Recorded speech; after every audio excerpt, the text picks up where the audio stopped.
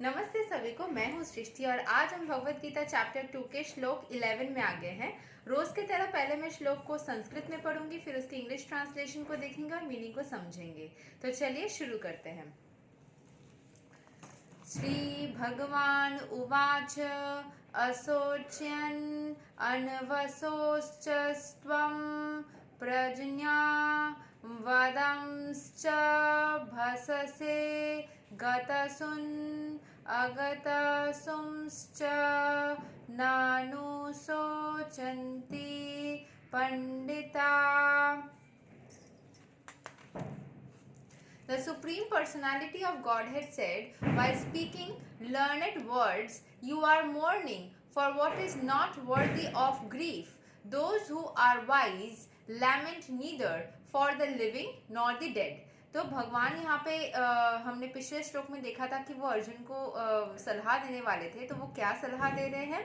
वो यही बोल रहे हैं कि उन्होंने यही देखा, वाइल स्पीकिंग लर्नड वर्ड्स, ज्ञान वाले बात करते वक्त, you are mourning for what is not worthy of grief. जो दुख का कोई कारण ही नहीं है, उस चीज़ के दुख करने की ज़रूरत नहीं है, उस चीज़ के लिए तुम दुखी हो रहे हो। दोज हु आर वाइज, जो ज्ञानी व्यक्ति होते हैं, lament neither for the living nor for the death. जो ज्ञानी व्यक्ति होते हैं वो जीवित के लिए या मृत के लिए, किसी भी चीज़ के लिए कभी भी दुख नहीं करते हैं, किसी भी चीज़ के लिए नहीं करते। इनफैक्ट उनको पता चलता है जो भी हो रहा है सही हो रहा है, जो भी हो रहा है अच्छा हो रहा है, वो कर्म के हिसाब से ही हो रहा है। तो वो किसी भी चीज़ को लेके ना दुखी नहीं होते, हर एक चीज़ के लिए ही वो सज्ज रहते हैं। यहाँ पे जो एक्सप्लेनेशन है उसको समझ लेते हैं। The Lord at once look the position of the teacher and chastised the student, calling him indirectly a fool.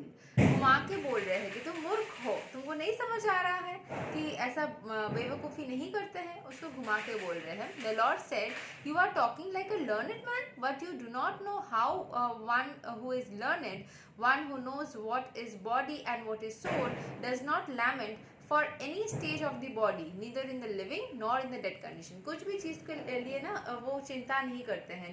जो इंसान को पता है कि लिविंग क्या है, डेड क्या है, वो किसी भी चीज़ को लेके कभी भी दुखी नहीं होता है, किसी भी चीज़ को लेके परेशान नहीं होता है। हर चीज़ में उसको पता है कि हाँ ये चीज़ ऐसी ही होने वाली है, मतलब उसको कोई चीज़ का फ़र्क ही नहीं पड़ता है। He is okay with everything. One who nose कि क्या बॉडी है, क्या सोल है, उसको किसी भी चीज़ की टेंशन नहीं होती है।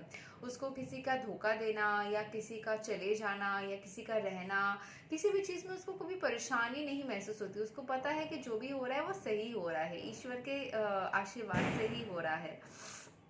As explained in the later chapters, it will be clear that knowledge means to know how matter and spirit, and to know matter and spirit and the controller of both. Knowledge, अगर आपके अंदर ज्ञान आ जाएगी तो आपको पता चलेगा क्या जीव है, क्या सोल है, कौन कंट्रोल करते हैं इन सब चीज़ों को। तो आपको किसी भी चीज़ में टेंशन नहीं होगी। Arjun argued that religious principles should be given more importance than politics or sociology, but he did not know that knowledge of matter, soul, and supreme is even more important than religious formularies.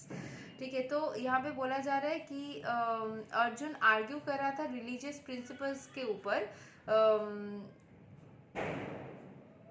क्या बोल रहा था वो कि religious principle should be given more importance. जो धार्मिक चीज़ें हैं उनको ऊपर ज़्यादा फोकस करना चाहिए दैन पॉलिटिक्स और सोशियोलॉजी। पॉलिटिक्स या फिर सोशियोलॉजी से ज़्यादा धार्मिक चीज़ों के ऊपर फोकस करना चाहिए। But he did not know that knowledge of matter, soul and the supreme is more important. लेकिन उसको ये नहीं पता था कि soul या फिर supreme ये सब ज़्यादा important थे। वो बोला जा रहा धार्मिक चीज़ों को ज़्यादा importance दे रहा था than politics, than social things। लेकिन उसको soul क्या होता है, ईश्वर क्या होता है, उसके ऊपर फोकस करना ज़रूरी था, कर्म के ऊपर फोकस करना ज़रूरी था। And because he was lacking in the knowledge, he should not have posed himself as a very learned man. क्योंकि उसको इस बारे में समझ नहीं आ रहा था। वो इसीलिए लर्नेड मैन खुद को नहीं बता सकता है, क्योंकि वो लर्नेड मैन जैसा बिहेव कर ही नहीं रहा है। वो सिर्फ धर्म को देख रहा है, वो कर्म को या फिर ईश्वर के इच्छाओं को या सोल को, उस चीज़ को भी फोकस करना ज़रूरी जो है वो नहीं कर रहा है। तो he is not acting like a learned man. As he did not happen to be very learned man, he was consequently lamenting for something which was unworthy of lamentation.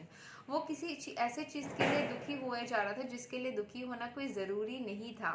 The body is born and is destined to be vanquished today or tomorrow. Body जो आया है वो कभी ना कभी तो खराब नष्ट हो ही जाएगी ना, सोल रह जाती है. आपका जो शरीर है वो एक ना एक दिन, आप जब मर जाओगे उसको या तो जला दिया जाएगा, दफना दिया जाएगा. तो आप का शरीर जो है वो कभी ना कभी नष्ट हो ही जाएगा. एंड उम्र के साथ साथ जब ओल्ड भी हो जाते हैं, किसी का शरीर जो है वो मेंटेन ना करने की वजह से ख़राब हो जाती है, या उम्र में भी ऐसा होता है. लेकिन जो सोल होती है वो कभी भी ख़राब नहीं हो जाती. सोल का हम कभी भी चिकित्सा करवाने जाते हैं, अगर हम कभी भी आई मीन ट्रीटमेंट्स करवाने जाते हैं हमारे, तो हम कभी भी ऐसा करते हैं कि चिकित्सा करवाने वक्त की हमारे सोल का चिकित्सा करो. हाँ, हम मेंटल ट्रीटमेंट ज़रूर करवाते हैं, या फिर साइकोलॉजिकली हम खुद को बैलेंस करने की कोशिश ज़रूर करते हैं. लेकिन क्या ऐसा होता है कि सोल ख़राब हो गई है, जैसे मान लो बॉडी का कोई पार्ट अगर किसी का इंजर्ड हुआ या कुछ भी हुआ, क्या सोल के लिए हम अलग से, हाँ ज़रूर हम बहुत सारे हीलिंग प्रोसेसेस में जाते हैं, लेकिन ऐसा नहीं होता कि ये बॉडी ख़राब हो गई तो ये जल के ख़राब हो गया, हमको नया बॉडी चाहिए. सोल का ऐसा नहीं होता. उस सोल का आप रिपेयर या फिर हीलिंग ज़रूर कर सकते हो, लेकिन नया सोल लेना पड़ेगा ऐसा नहीं होता है कभी भी. उसी सोल का रेजुविनेशन होता है. लेकिन एक बॉडी का पूरी तरीके से ख़राब हो जाना, तबाह हो जाना और फिर से नया बॉडी लेना, ये ज़रूर होता है. सोल के साथ ऐसा नहीं होता है. ज़रूर आप सोल का हीलिंग करते हो बॉडी ट्रीटमेंट जैसा, लेकिन बॉडी जैसे पूरी तरीके से तबाह हो सकती है, सोल नहीं हो सकती है. The body is born and destined to be vanquished today or tomorrow. Therefore, the body is not as important as the soul. One who knows this is actually learned, and for him there is no cause of lamentation regardless of the condition of material body. जिसको इन सब चीज़ों के बारे में पता है, उसको दुख करने का कोई कारण ही नहीं रहता है. वो हमेशा ही खुश रहना चाहिए. तो यही थी श्लोक नंबर 11 चैप्टर 2 का. हम श्लोक नंबर जो 12 है वो अगले वीडियो में कवर करेंगे. वो बहुत ही लंबा श्लोक है, ठीक है. यहाँ पे एक्सप्लेनेशन जो है वही 2 पेजेस का है. तो चलिए अगले वीडियो में मिलते हैं. तब तक के लिए हरे कृष्णा.